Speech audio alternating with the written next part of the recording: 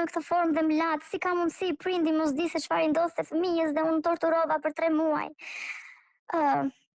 Dhe babi që thot, të lutem mos e përmend më atë temë, iku ajo tani, mbaroi.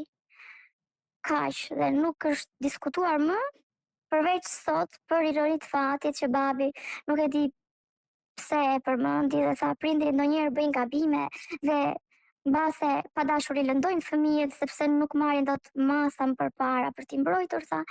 Kur përmenden në një situatë apo diçka në lidhje me fëmijërinë e dikujt apo fëmijët preken shumë.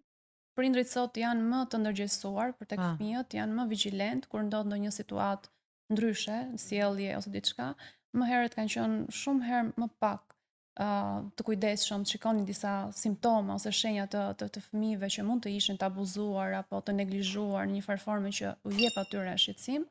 Po fakti që ngërçe që po tha pak më herët është pikërisht tek fakti që nuk janë dalluar këto shenja. Do të thënë të arri pas 3 muajsh të kuptohet që fëmia po vuan nga mungesa e ushqimit, kjo.